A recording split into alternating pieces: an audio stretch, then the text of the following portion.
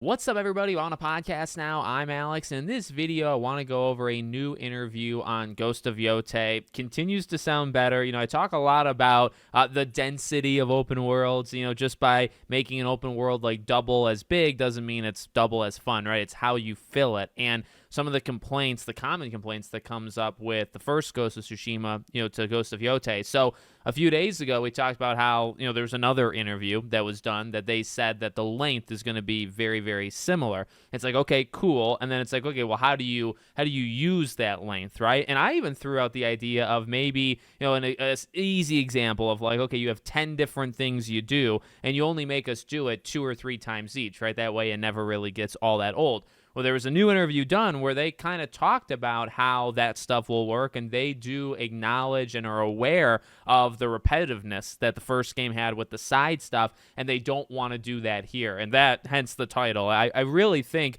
because if they can nail the story and stuff, all that really comes after that is, okay, is there enough to do, and then is that stuff like meaningful? And if they can nail that, then this game, I think, is a Game of the Year contender pretty easily. So I'm going to go on Twitter first to Genki, who kind of recapped the interview. If there's anything additional, we'll go to the actual interview itself for like the more detailed response. But so in this bullet point thing here, less repetitive open world than Ghost of Tsushima. Open world focused on exploration and letting you drive your own experiences. Map is about the same size, but Ghost of Yotei has more density. Didn't think bigger is better, but tried to improve the quality and variety of the experiences. There's the new memory feature that lets you go back and forth between the past and present. There's new snow physics. Riding a horse over the flower fields increases the running speed. Lots of PS5 DualSense haptic feedback implementations. Solid storyline. You can't defeat the Yotei 6 in any order you like. Lots of optional content, emphasis on player freedom. So let's go a little bit more in depth, because I do think that kind of missed on a lot of the nuance of what was actually said. So they say Ghost of Tsushima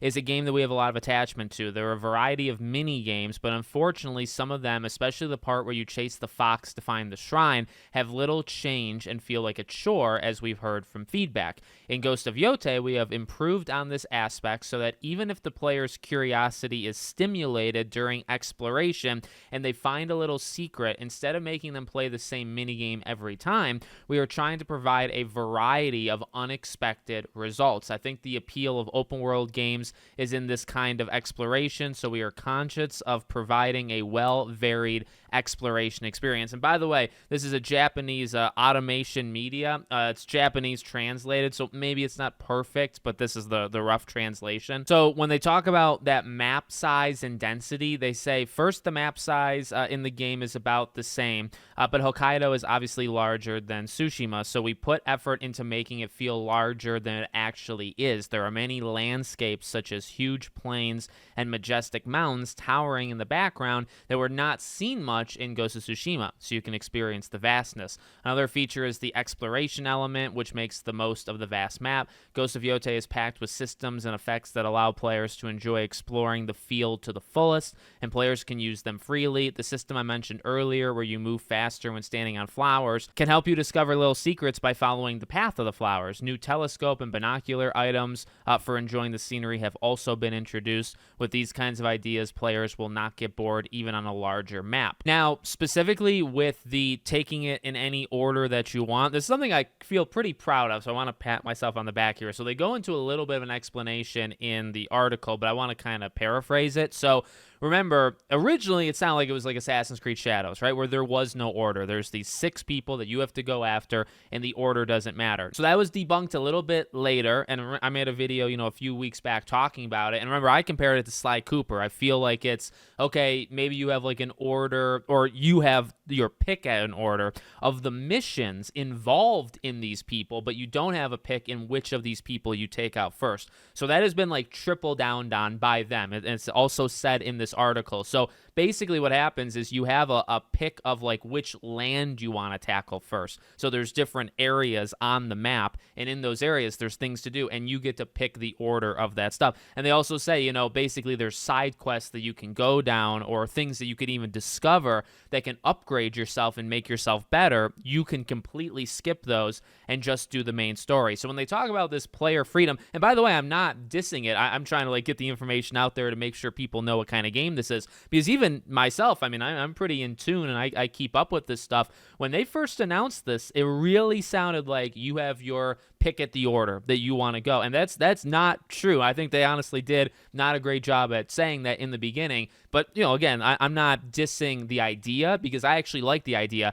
I think it makes sense that there has to be an order. And they say it in this article. Remember I said about a week or two ago on my cell phone hostage video, I said, if you make it no order and you make it, okay, you can pick any of these 6, that messes with the story, right? You almost have to have a story that's disconnected from those villains, because if it goes in an order, then the order matters. So I had said that, and Nate Fox literally says that in this article, where the order does matter, and that would kind of break the story to allow you to jump around and pick which villain. So I just want to give myself a quick pat on the back. I called that, and that makes sense. To me, I think that's the better way. It's not necessarily to pit it against Assassin's Creed, although, they're so similar and they come out in the same year. I get it. But I mean, like, that, to me, that's a major change that I would have also done with Assassin's Creed, because I just feel passionate about it. Exactly as he said and as I said, it's like, if you can pick them, then the story, it can't be like directly on them, because then the order matters. And so, you'd mess it up. So in order to do that, you'd have to have this like concept story that's like separated from those people. And I don't think that's the best way of doing the storytelling. Or literally, like Shadows, it just doesn't matter the order that you take these people out, because there's not really a story associated in the first place, so you can just kind of go wild. I mean, that works depending, I guess, on what you're going for, but if you're going heavy story, this makes sense. So that's a big thing. I'm glad that's clarified. Problem is, I just wonder how many people actually know that. But it is, I feel like I understand it, at this point. And then, in terms of the open world stuff, I read it, but just my quick thoughts on it. I love to hear that.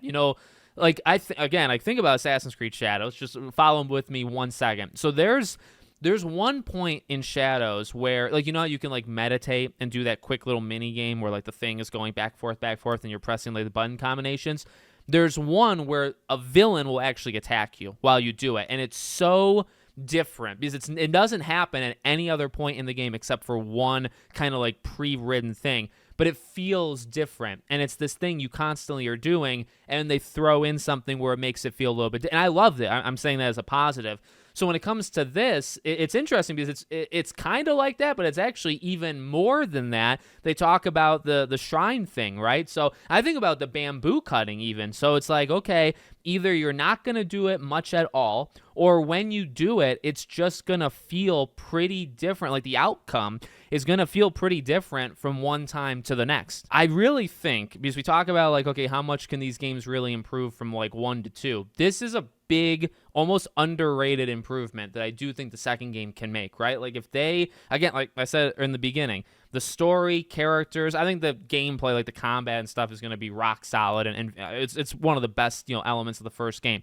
If they can nail that story and characters, again, all that really comes after that is, okay, all of these, like, things to do in the world, I really didn't think they were all that much of a chore in the first game, to be honest with you. Now, it's been 5 years, and I'm going to replay the first game, but if you can go back to things that were maybe, like, fine but not amazing, right, and you can say, okay, like, what can we fine-tune to make it even better? Like, those are the improvements I think we're going to get here. You know what I mean? And if they can make everything feel really good, and there's, like I said, all of these side things you can do, and they just make them feel very impactful, it's going to be a very special game, because now it's not 30 hours with, like, 6 hours being kind of fluff, like doing the same thing over and over. Now it's 30 hours, and, like, all 30 are, like really meaningful. You know what I mean? And I think that's going to be really special if they do it that way. So let me know what you guys think in the comments. Make sure, as always, you're subscribed to the channel, bell icon turned on, and I hope to see you all on the next one.